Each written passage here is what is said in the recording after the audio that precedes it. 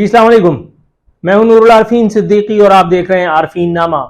भाई ये 2 दिन में क्या माजरा हो गया कि जंगल का जंगल हरा हो गया।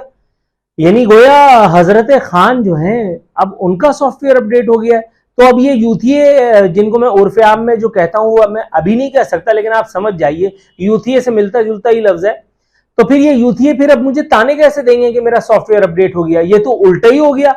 यानी हाथ कंगन को आरसी किया और पढ़े लिखे को फारसी किया। सॉफ्टवेयर अपडेट हुआ है अब हजरत हैंडसम का। वो जो कहा करते थे कि अब अगर मैं जेल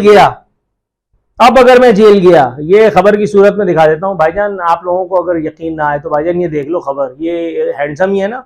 खबर क्या लिखी है, दोबारा गिरफ्तार किया गया तो फिर वैसा ही रद्द-ए-अमल आएगा, नहीं चाहता वैसी ही सूरत हाल दोबारा वकूफ पजीर हो। इमरान खान जब इस्लामाबाद हाईकोर्ट की डायरी ब्रांच में बायोमेट्रिक कराने के बाद निकले तो उन्होंने कैमरों को देखकर विक्ट्री का निशान बनाया। ये अब से चंद दिन पहले की बात है जब उनको गुड टू सी यू सुनने के लिए मिला था हमारे मोहतरम चीफ जस्टिस साहब की तरफ से। ये उस वक्त की बात है जब उनको भरपूर वजीर आजम का प्रोटोकॉल देके उनको बाकायदा मर्सिडीज गाड़ी में और पुलिस लाइंस में भिजवाया गया था और ये भी कहा गया था कि साहब को 10 मेहमानों की शक्ल दिखाई जाए। जी हाँ, उसी वक्त के जिस वक्त जीएचक्यू पे हमला हुआ था उसके इनाम में इनके साथ ये सुलूक किया गया था। उस वक्त इन्होंने कहा था कि अगर दोबारा गिरफ्तार किया गया तो फिर वैसी ही खूनेज सूरत हाल का सामना इस मुल्क को करना पड़ेगा। लेकिन अब न जाने किसने इनका सॉफ्टवेयर अपडेट किया है कि कह रहे हैं दोबारा गिरफ्तार किए जाऊं तो कारकुन हंगामा न करें। भाईजान देख लो, मैं अपने घर से तो कुछ भी नहीं कह रहा ना। कह रहे हैं दोबारा गिरफ्तार किया गया तो कारकुन हंगामा ना करें। गोया आप ये इनडायरेक्टली तस्लीम कर रहे हैं कि पिछली मर्तबा हंगामा आराई करने वाले आपके अपने कारकुनान थे। अब तक आप डिसोन करते चले आए थे, अब तक आप उन लोगों से इजहार बरात करते चले आए थे जो बाकायदा बलवाई थे, जो आपके अपने लीडरान की खुद आपकी कॉल पर बाहर निकले थे एहतजाज रकम कराने के लिए, जिन्होंने मुल्क में दंगा किया, जिन्होंने जीएचक्यू पर हमला किया, जिन्होंने पाकिस्तानी एयरफोर्स के जहाज के मॉडल जलाए, जिन्होंने और बहुत कुछ किया जो कोई पाकिस्तानी तो बहरहाल नहीं कर सकता।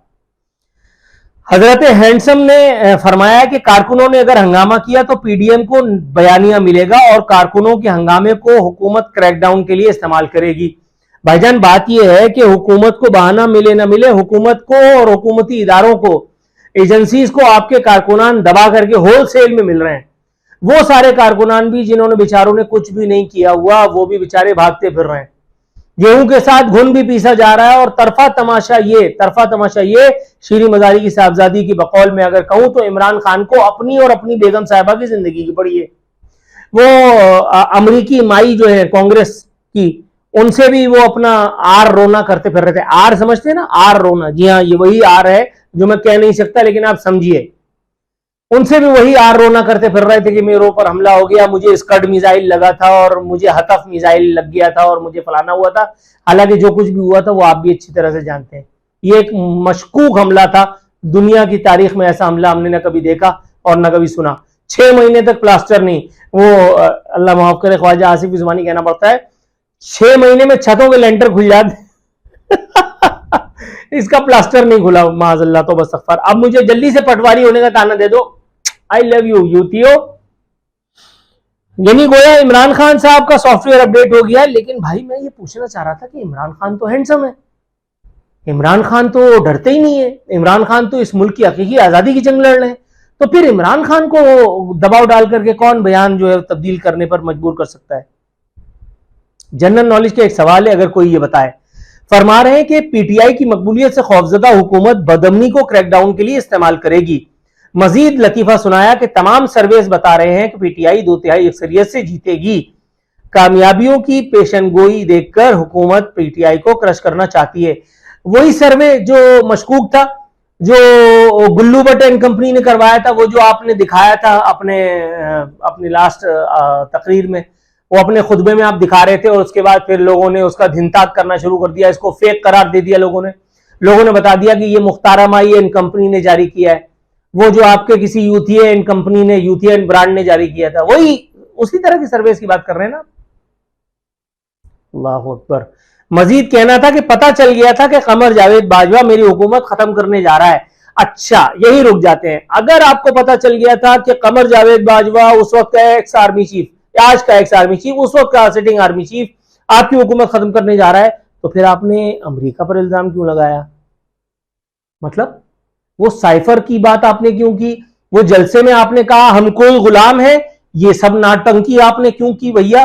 अगर आपको पता चल गया था कि उस वक्त का आर्मी चीफ आपका दुश्मन है, आपकी हुकूमत गिराने पे तुला है, तो फिर आपने अपने कद से बड़ी छलांग काहे को लगाई? फिर आपने अमेरिका से पंगा काहे लिया? अमेरिका से तो आपके इदारे पंगा नहीं ले सकते। अमेरिकी कमांडोज आपके यहां उतरते हैं एबटाबाद में, उसामा को मार के चले जाते हैं, तो जिनका काम था रोकना वो अपनी आंखों पे हाथ रख लेते हैं। आपने बिलावजह, आप समझ रहे होंगे, वो उड़ता हुआ एक चीज हो रही होती है, मतलब आप बिलावजह उसके सामने आ गए। आपको नहीं आना चाहिए था, आप इतने बड़े लीडर हैं इन्वर्टेड कॉमास में, आपको ये नहीं करना चाहिए था। फरमा रहे थे कि चाहता तो बाजवा को बतौर आर्मी चीफ बरतरफ कर सकता था। नहीं यार, सच्ची इमरान खान और रऊफ लाला या शकील सिद्दीकी या उमर शरीफ या मोइन अख्तर या लहरी, इसमें फर्क क्या रह गया? कुछ भी नहीं, सब सेम ही है, मतलब जुगते मार रहे हैं सब। आप कमर जावेद बाजवा, अच्छा अगर आप कमर जावेद बाजवा को बरतरफ कर सकते थे तो इसका मतलब है कि तभी आपने उस वक्त के डीजीआईएसआई जो आज के आर्मी चीफ हैं उनको हटवाया था। अब मान लो ना यार, मतलब आप उस वक्त के आर्मी चीफ से पंगा लेने की सोच रहे थे, अभी आपने खुद कहा, तो इसका मतलब है उस वक्त के डीजीआईएसआई को भी तो आप हटवा सकते हैं ना, या ऐसा नहीं हो सकता? या ऐसा है कि आर्मी चीफ से आप पंगा ले सकते हैं और डीजीआईएसआई आपके कद से बड़ा है, ऐसा हो सकता है? नहीं, आईएसआई का चीफ भी तो आर्मी के कमांड के अंदर ही आता है ना भाई। फरमा रहे हैं कि बाजवा को इसलिए नहीं हटाया क्योंकि फौज के मामलात में मुदाखलत नहीं करना चाहता था। सर जनरल नॉलेज का एक सवाल है, 10 रुपए का इनाम दूंगा। आप 10 दफा मरने के बाद, या पाकिस्तान का कोई भी वजीर आजम 10 नहीं 510 मरतबा या 1010 मरतबा मरने के बाद भी आर्मी के मामलात में मुदाखलत कर सकता है? पाकिस्तान आर्मी के मामलात में है, ये तो सुप्रीम कोर्ट नहीं कर सकती। याद है गुलजारी लाल चड्ढा का बयान आप ही के दौर में? मैं उस वक्त नेशनल टेलीविजन पे बैठ करके मैंने गुलजारी लाल का बहुत मजाक उड़ाया, आपका भी उड़ाया और उसका भी उड़ाया, और दोनों मेरा कुछ नहीं उखाड़ पाए। कहना ही था कि वो गुलजारी लाल कहता था कि फौज को कारोबार करने की इजाजत नहीं है। क्या फौज इस मुल्क में कारोबार नहीं कर रही? आप ही के लोग सोशल मीडिया पे प्रोपगेट करते फिर रहे हैं। अगर नहीं कर रही तो बहुत अच्छा है, और अगर कर रही है तो फिर आपकी ये बात यहां पे गलत साबित हो जाती है। जनाब अमन, मतलब ऐसी हवाई फायरिंग कर रहे हैं आप, फौज के मामलात में मुदाखलत, मतलब चैपिद्दी का शोरबा। आप बहैसियत वजीर आजम मुझे कौमी असम्बली की स्टैंडिंग कमेटी बराए इत्तलात और नशरियात में नहीं तलब कर सके मुझे, मैं एक हकीर पुरतकसीर कराची के आउटस्कर्ट्स में मुजाफात में 120 गज अपनी अम्मा के 120 गज के मकान में रहने वाला, और अब तो बेरोजगार भी हूं, आप मुझे तलब नहीं कर सके? तो फिर, और उस इमरानडू चैनल पे जिसका मालिक आपके इशारों पे तादिन्ना कर रहा था, तो फिर आप आर्मी से कैसे पंगा ले लेते भाई? वक्त गुजरने के साथ साथ अल्लाह ताला अपनी अमान में रखे, परवरदिगार आलम खान साहब को शिफाए कामिला आजिला नसीब फरमाए। वक्त गुजरने के साथ साथ खान साहब के दिमाग पर बहुत बुरे असरात मुरतब होते चले जा रहे हैं, इक़्तिदार से महरूमी की। अल्लाह ताला इन्हें शिफाए कामिला आजिला नसीब करे। परवरदिगार, मुल्क का कोई अच्छा न्यूरोलॉजिस्ट अगर ये पंगा लेना चाहे तो खान साहब इसी मुल्क में मौजूद हैं, बकौल इनके कि हम कोई गुलाम हैं। लेकिन उसी दावे के साथ उन्होंने साथ साथ कांग्रेस वुमेन से भी जो है वो पींगे बढ़ानी शुरू की, उनसे भी लौलपाटा कर रहे थे टेलीफोन पे, उनसे भी कह रहे थे कि अम्मा मेरी मदद करो। कांग्रेस मेंस के खतूत भी जो आ रहे हैं वो भी बिला वजह तो नहीं आ रहे।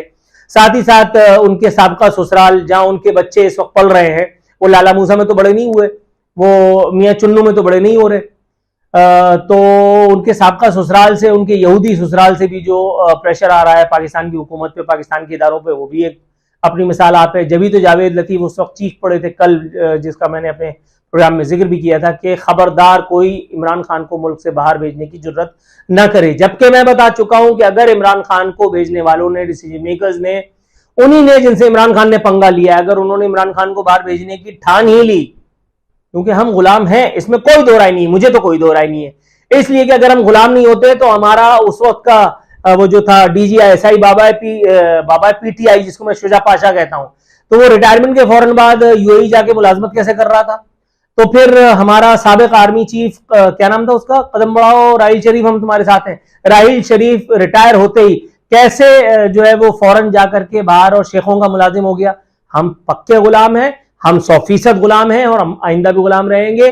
हमें यह भी पता है कि इमरान खान MQM के लौंडों पर जब ऑपरेशन मुसल्लत हुआ था तो बाकायदा रियासती इदारों ने बाल्फाज दीगर एक वर्दी पहने हुए फौजी ने, बाकायदा एक बड़ी पोजीशन के अफसर ने उसको अल्ताफ हुसैन को बाकायदा एयरपोर्ट पे जाकर के सी ऑफ कहा था। हमें यह भी पता है कि अगर इमरान खान को भेजने का फैसला हो गया बाहर की प्रेशर के सबब, तो भी इमरान खान को बाहर भेजने से कोई रोक नहीं सकेगा। बिल्कुल उसी तरह जिस तरह से अमरीकी मरीज, अमरीकी कमांडोज हमारे एबटाबाद में उतरे और उनका कोई कुछ भी बाल भी बांका नहीं कर पाया था। पाकिस्तान पाइंदाबाद, कौमी खुद मुख्तारी जो कि हमारे पास नहीं है, वो भी जिंदाबाद ताबिंदाबाद।